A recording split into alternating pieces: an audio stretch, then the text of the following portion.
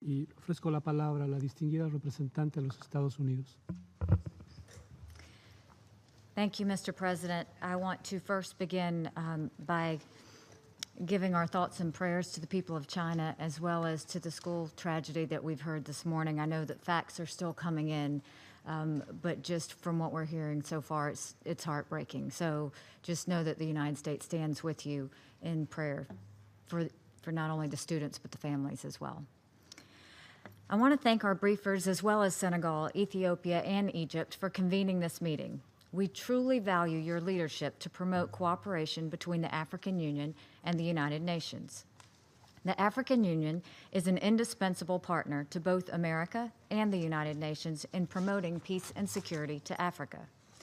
The African Union has a unique capacity to anticipate crises, mediate conflicts, and deploy troops and police on short notice. They do this, moreover, in some of the most challenging environments in the world. We applaud the increasing leadership the AU has exercised in contributing to peace operations and battling terrorist and insurgent groups. In Somalia, the AU quickly deployed to provide security for a fledgling government in 2007. A decade later, thanks to the bravery and courage of the AMISOM troop and police contributing countries, Somalia is on a gradual path towards stability and peace. In Darfur, the AU partnered with the UN to stabilize a complex conflict.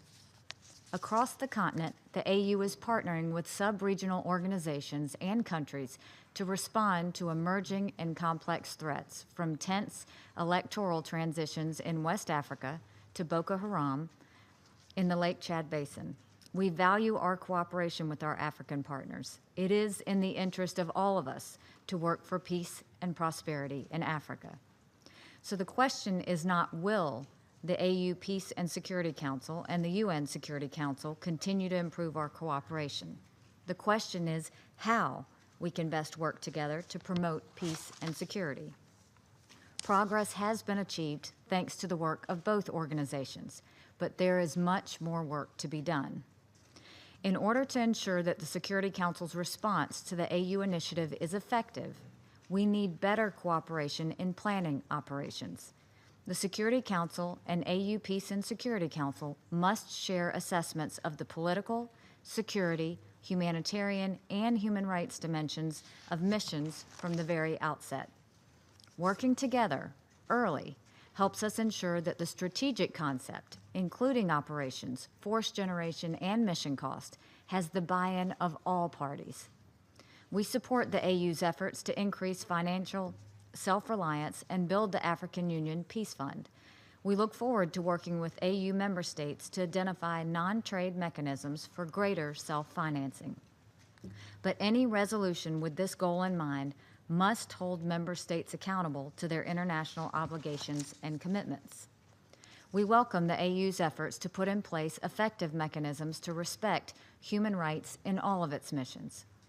Ensuring respect for human rights and accountability for those who violate these rights is essential, not just for AU-UN cooperation, but to preserve the trust between troops and the communities they are supposed to protect.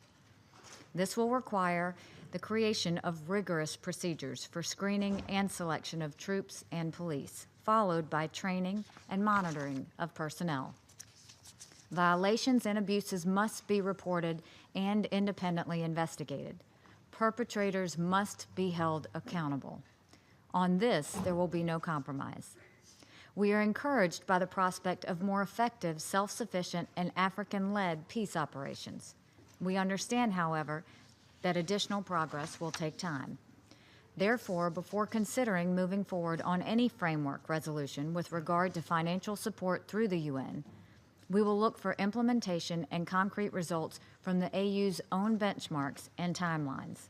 Given this, it may be premature for this Council to take action on any substantive resolution on this issue in 2017. The men and women who plan and conduct peace operations are given a great responsibility. People in the most vulnerable of situations rely on them for their safety, often for their lives. It is essential that we get this right.